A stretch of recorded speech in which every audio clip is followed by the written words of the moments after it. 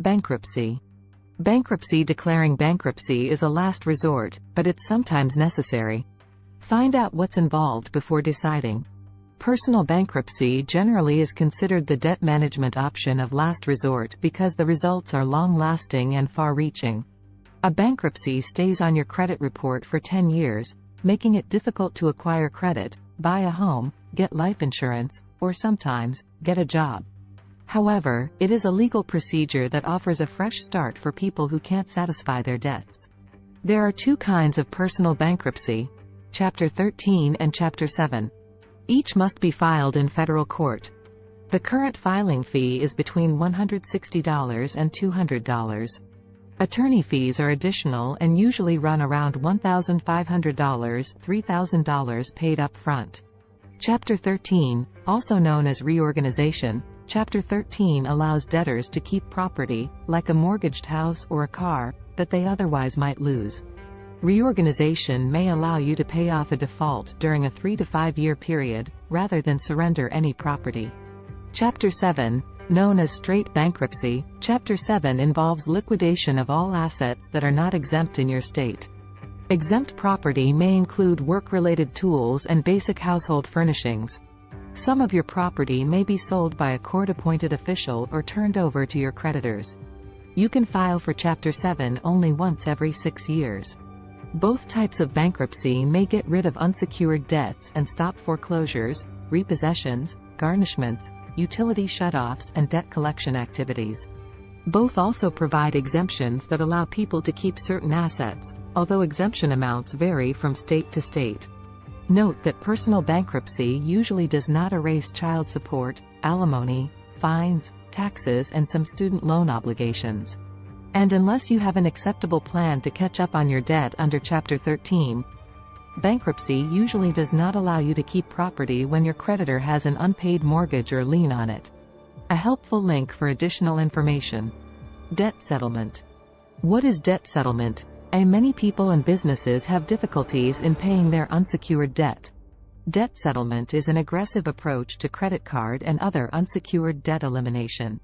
It is most appropriate for consumers who are continually struggling with their basic financial obligations and owe at least $10,000 in unsecured debts.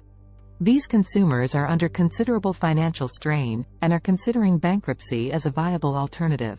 The process through which a debt settlement service is able to reduce and settle the unsecured debts owed is called debt arbitration or negotiation. You as a debt settlement professional will save the debtor up to 70% of his/her debt by using proven methods of debt negotiation and reaching settlement with the creditor/collector. Q. Does debt settlement really work? A. Yes, it does. Debt settlement works best for people who cannot pay their bills, are behind in their payments, or are considering bankruptcy. It is not designed for consumers who have small amounts of debt or who can still make their payments. It is a more aggressive approach to getting out of debt, and is not right for everyone. But debt settlement is a proven method that does work, and worked very well for me personally. Q. How long does it take? A.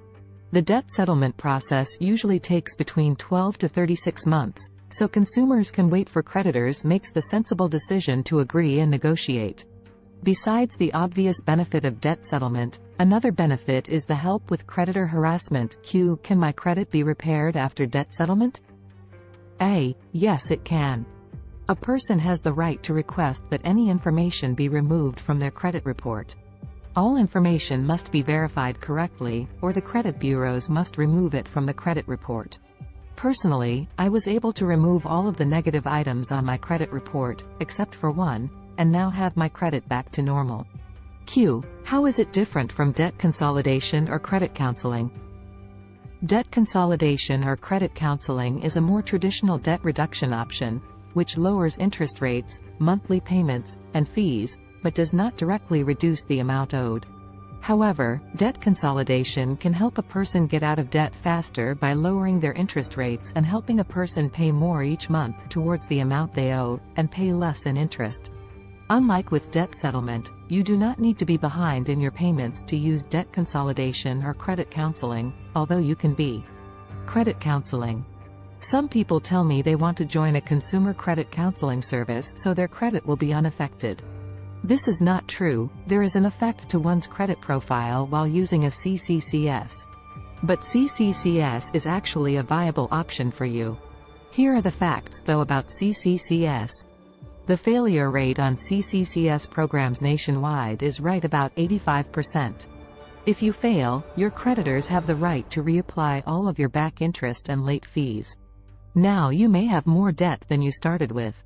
Your credit score may remain the same, but you're basically going to be unlendable for major loans such as car loans and house loans as long as you are on the CCCS program. Call any loan officer to confirm this. In the loan officer's eyes, joining a CCCS is the same as filing Chapter 13 bankruptcy, and this is stamped on your credit report for the world to see. Your high credit score is only good to get you another credit card, which you can't handle right now. Many times, the CCCS will quote you a 3-5-year program, but may in reality go 4-9 years. Your credit is affected for the 4-9 years as well. The very creditors that you have credit cards with started CCCS programs many years ago to give people a third option to pay back their debt. People in financial trouble were either just not paying or filing bankruptcy. By joining a CCCS, you are really joining just a voluntary collection agency.